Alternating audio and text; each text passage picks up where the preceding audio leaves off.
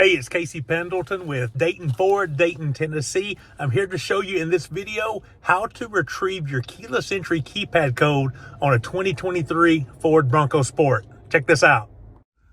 The first step is to remove this vinyl covering out of the front of the center console, like such, and we're going to place our key inside this tray. Next, you'll need to have both of the factory keys handy. We'll take the first key, place in the tray, and hit the start button without your foot on the brake. Hit the start button again to turn it off. Swap the keys in the tray and hit the start button again. You'll hit the OK button on the steering wheel to clear the message, and there will be the factory code.